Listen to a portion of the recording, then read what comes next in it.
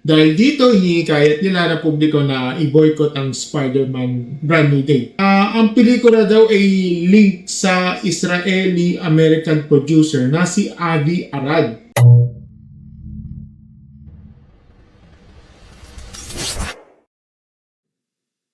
Hello mga stories! Welcome back sa sa random reaction show dito sa ating channel mga stories.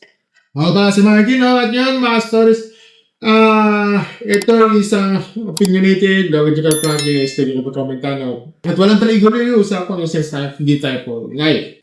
So for today's video, no, may nag-post ito mula sa MSU for Palestine. Ito yung sabi niya dito, no? Narinig ko dito, no? Sabi nga, in-urge nila na lahat na suportahan i-boycott ng boycott, divestment, and sanction yung BDS movement. No? Bilang Muslims sa Pilipinas na may sariling struggle for justice and dignity, nakikisolidarity sila sa Palestinian people. Dahil dito, hinihikayat nila na publiko na i-boycott ang Spider-Man Brand New Day. Di ba? Showing na ngayon, di ba? As of recording. Showing na sa cinema, so results na iba pa, no? Di ba?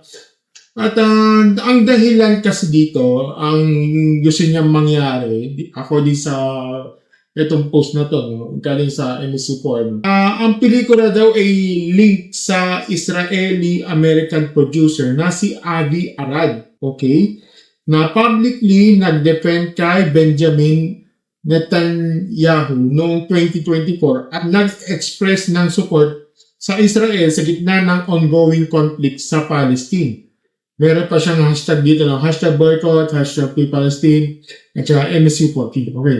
Ngayon, may isang pang page, no? Ito galing to sa Philippine Server Patch Notes. Medyo sarcastic ang take. Ito sinabi niya dito, no?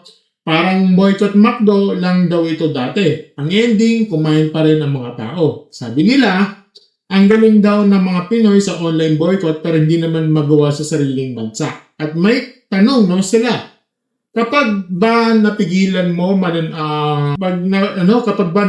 napigilan mo manood din, makaka-ceasefire ba?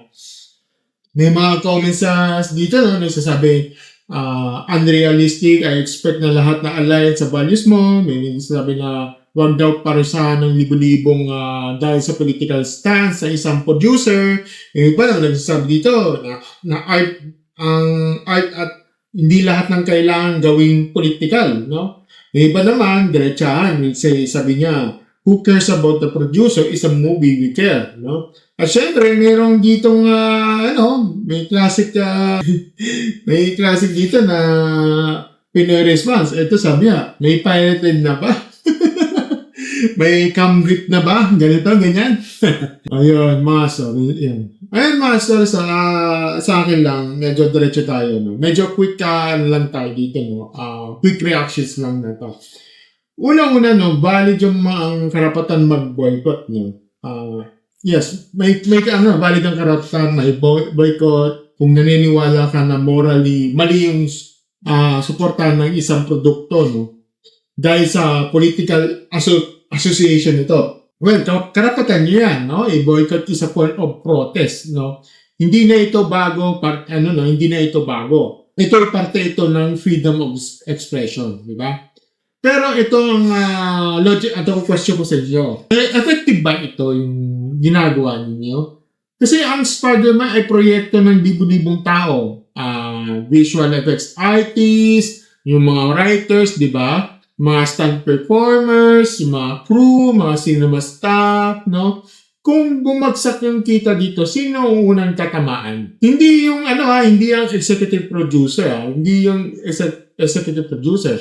Hindi yung billionaire studio head, no? Kundi ang mga nasa ibaba ang ng industriya, di ba? Hindi sila parang hindi sila affected. Ang mata affected din dito sa baba. Okay? Kasi pangalawa, yung yung consistency ang usapan dito, no? Halos lahat ng global brands may political baggage, no? Kung magiging absolutist tayo, halos wala ka nang dapat bilhin, panoorin o gamitin, di ba? Let's say yung Del Monte, tech companies, fashion brands, no? lahat ng controversial history nandun eh. Okay? Pero nas pangatlo, no, minsan may nagsasabi dyan na you make it political when it doesn't have to.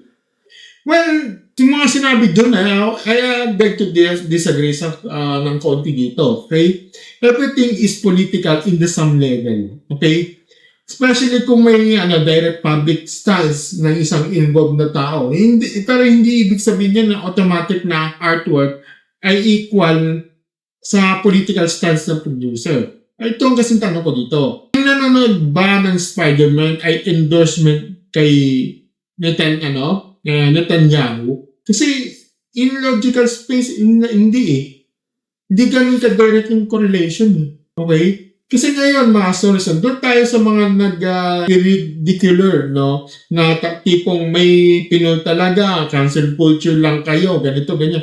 Spectrum between jobless at terminated. Okay? Kapag ang argumento kasi dito na pang-insulto mo, ibig sabihin, wala kang solid na argumento dito. Kung gusto mong mag-boycott, gawin mo. Kung ayaw mo, huwag mong i-mock ang nagbo-boycott. Kung gusto mong manood, gawin mo. No? Pero huwag mong gawin tanga at hindi nanonood dahil sa prinsipyo nila.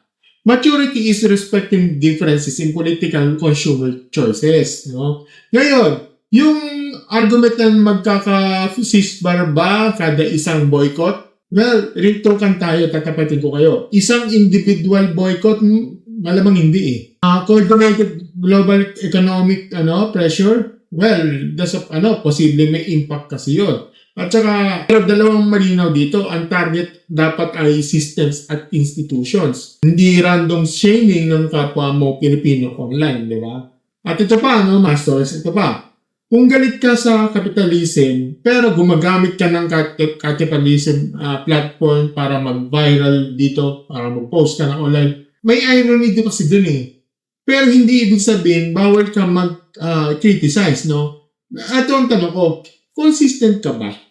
Diba? Yun, mga stories, no? Ang masasabi ko na ito yung bottom line ko dito. Ang boycott ay personal moral decision. Hindi ito dapat gawing moral superiority contest. Okay? Kung naniniwala kang tama ang boycott, gawin mo ng tahimik at may panindigan. Kung hindi ka maniniwala, respetuhin mo yung naniniwala. Diba? Hindi kasi pwede yung parang i-hamper mo yung na hindi ka naniniwala. Ay, dapat sasabihin na, huwag ka maniniwala dyan. Dapat itong paniniwala mo. Hindi kasi pwedeng gawin eh. Kasi lahat tayo, meron paninindigan ng tao. Hindi yung parang i-hamper mo. Dapat ito maniniwala ganito. Hindi maniniwala ganyan. Hindi kasi pwedeng gano'n eh. Sisputuin mo yung paniniwala ng tao. Ano ba? Di ba? Ang hindi kasi tama dito yung ginagawa nating circus ng isang seryosong geopolitical issue. Di ba? At saka Palestine-Israel conflict is not a meme dito. It's not a meme. Okay? Hindi ito pang clout. At saka hindi rin ito pang sarcastic content lang. At sa kabilang banda, mga stories, huwag din natin gawing simplistic ang solution ng isang komplikadong global conflict, di ba? Be informed, be consistent, at saka be respectful. Okay? Ngayon, gusto ko lang marinig kayo ng mga stories. Ano sa tingin nyo dito?